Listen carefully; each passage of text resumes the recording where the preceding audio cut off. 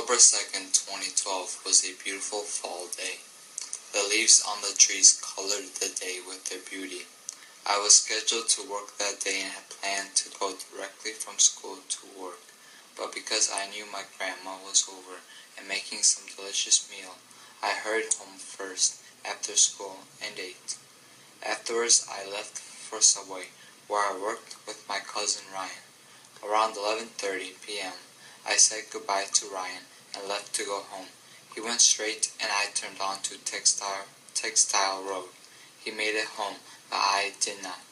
Just 3 miles from work, something appeared in front of my car, and as I tried to avoid it, my car slid down a steep hill filled with trees. After uprooting one tree, my car stopped in another one.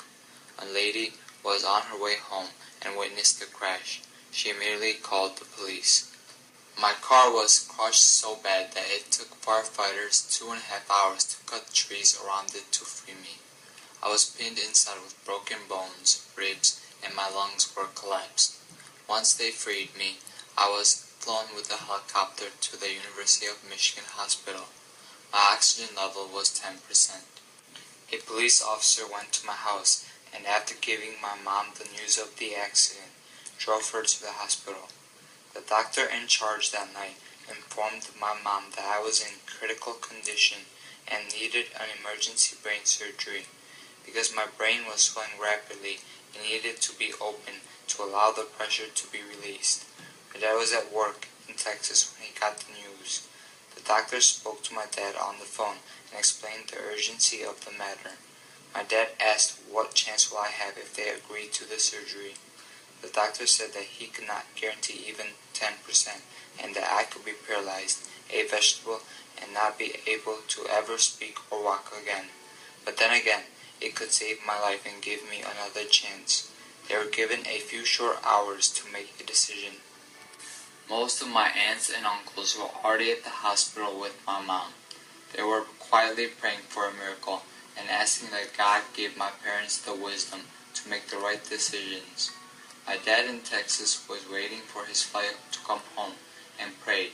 He said, "My God, you have given me a single son, and now he is in a grave situation.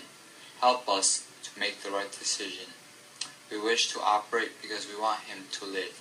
But God, if we go through with this surgery, please heal him completely." After this prayer, my parents agreed to the surgery and my mom signed the paperwork. I was a man suffering because God allowed this upon me. Satan wanted to take my life, but God did not allow him. He sent his angel to save me. Approximately 2 years before, my mom went to a prayer meeting and had a prophecy in which God told her, "Satan is very angry with your family and wants to bring about a big trial through an accident of a child of yours. But you pray and ask for me to intervene so that you can go through this trial victoriously." The next day at school, my friend asked me if I heard about the prophecy, because she was also at the prayer meeting my mother was at. I told her that I felt the accident would be with me. 2 years later, my prediction came true. The first Sunday after my accident, the youth at church, to show their support and love, all dressed in my favorite colors, red and black. The choir sang Psalm 27, the same psalm I read with my family the night before the accident. My aunts and uncles were encouraged by the way that God was using people to minister to those who were in the valley of shadow of death. They realized that God had a great plan through this. Even the school got involved. The students wore my favorite colors and the professors gave the day off after my accident so that they could grieve and visit me. I was in a coma for 5 weeks, and during that time, I had 6 surgeries, 4 times on my legs and twice on my head.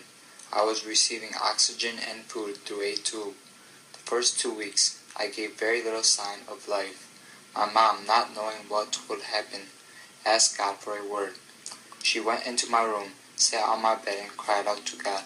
He gave her a word from 1 Chronicles 29 verses 1 and 2. Then King David said to the whole assembly, "My son Solomon, the one whom God has chosen, is young and inexperienced. The task is great because this palatial structure is not for man, but for the Lord God.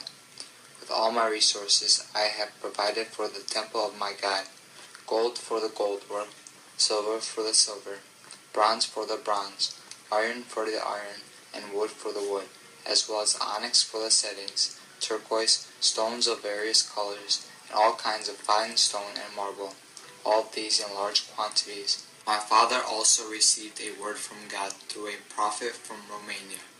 God said, "Many questions are being raised as to why this has happened. There is desperation, but this young man is mine, and I will take him through the water and fire, but I will not let him out of my hand. Even though there will be sadness, I will cleanse him and sanctify him." Yet another prophecy was to the same person who 2 years before had told us about the enemy's plan regarding this accident. He came to visit me in the hospital and said, "Steve, do you know why this has happened to you?" My answer to him was that perhaps I did something that was not pleasing to God. He told me that he liked my attitude. It was good for me to think that way and not blame God or anyone else. He also said that it was shown to him that the enemy's plan during the accident was to end my life, but the Lord sent an angel to save me. "You are here," he said, "because God wants to and will use you to lift many others up. Be encouraged. God is with you and will strengthen and help you. God has planned for you to become an evangelist, and He will help you to lift up and comfort others who are hurting."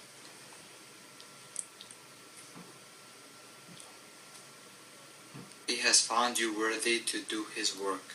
You have many questions now, but at the proper time He will answer them for you. My parents, as well as my aunts and uncles, were by my side day and night. They took turns sleeping at the hospital and patiently waiting for me to wake up. Day after day, they read, sang, and prayed for me. My aunt read the entire book of Psalms to me. Daily visitors poured into my room. I was never alone. 10 days after the accident, I started moving my fingers and toes, but the doctors weren't satisfied with just this. Every 2 to 3 days, I'd make a little more progress. My lungs also started to regenerate. After 20 days, the doctor scheduled a meeting with my parents and a few of my aunts and uncles to discuss my situation. They said to my family, "Steve is in critical condition, but we do see some progress. It is very possible that he will never walk or talk again. Even if he is to continue making progress, it will be limited. He might be able to eat, go to the bathroom, and maybe take a few steps around the house. That will be all." That was the opinion of the experts. My parents wanted to hear that I would make a 100% recovery. The doctor said that it most likely will not happen unless a miracle occurs. My dad asked them how often they have been wrong before, and they said that it has been rare in similar situations. But it is possible.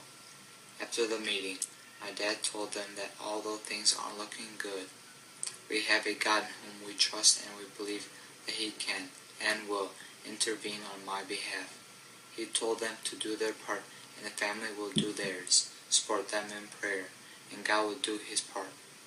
The doctors were surprised at his faith and peace. At 5 weeks, I started coming out of the coma. I would open my eyes for short periods and move my hands and feet. It was a Wednesday night, and as usual, my parents, aunts, and uncles would stay longer in the waiting room to end the day in prayer. That night, they decided to ask God for His mercy and wisdom, for my parents to be one in the choices they would have to make. They barely finished the prayer, and the nurse on duty that night ran in and excitedly told them to go and see for themselves. I had moved my head for the first time from one side of the bed to the other.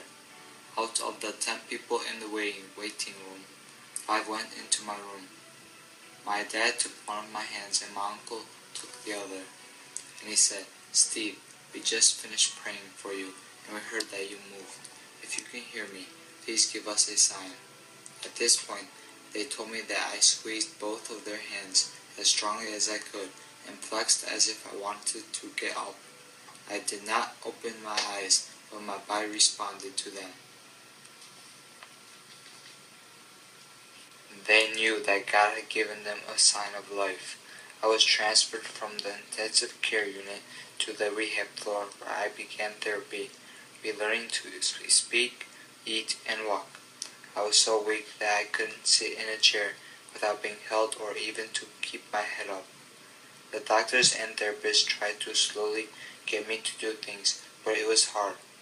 My family was constantly encouraging me to keep trying and not to give up. I had a desire to get better, so I started to work harder and progress daily. On November 18th, my parents went to church because my sister Nicole was getting baptized in water, along with my cousins Ryan and Bernice. An aunt of mine stayed with me that morning and tuned into the program on her iPad. She turned it towards me and said, "Steve, let's watch the church program." But I closed my eyes and didn't want to watch. I was upset because I was supposed to also be there. We planned on getting baptized together. My aunt noticed and said to me, "Steve, don't worry about not being there. You will be there the next time and you too will get baptized." I started eating, drinking, doing physical and speech exercises, and was given many tests that required thinking and making decisions, and I was passing them all. It was very evident that God was at work and a miracle was taking place. The doctors even recognized it, and I was referred to as a walking miracle. The doctors were amazed at how quickly I was recovering. They reached the conclusion that something was abnormal about my recovery and decided to run another MRI. The first one they ran showed scratches and divisions between the cells. They thought I would have to relearn the alphabet as a young child, but God left all of my previous intelligence in my head. This was something that the doctors had not seen in their 35-plus years of experience. I was alert and answered correctly to almost all of the questions they asked. On January 8th, I had another MRI. The doctors went to my parents with the first set and the second set of x-rays. They laid them side by side and said there was a great difference between the two.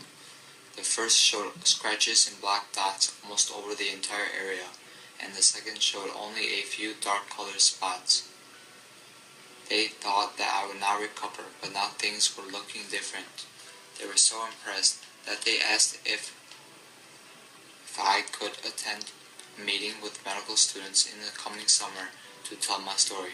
I remember a single dream from when I was in a coma. It was of my grandfather, my mom's dad, and he said, "Steve, you will be a Timothy amongst the youth." In fact, that was always his prayer for me, and whenever I would work with him in the summer, he'd encourage me to love God and be an example for others. I thank God first of all for the life and health that He continues to give me. I am grateful for the doctors, nurses, and therapists that have played a very important role in my recovery. God has worked through them. I thank my parents, grandparents, aunts, uncles, and cousins, as well as my friends and church family who have not stopped praying for me. I'm thankful for the prayers lifted up on my behalf, but also for the gifts and the visits. God used them to encourage and bless me and my family. In the hardest moments of my life, people loved me and visited me. Thank you for the love and support that you have shown me during that time. God's love and blessings be upon you all. Remain strong in Him. He will reward you for your kindness. The glory and praise belong only to Him. God bless you. Your friend and brother, Steve Stoika.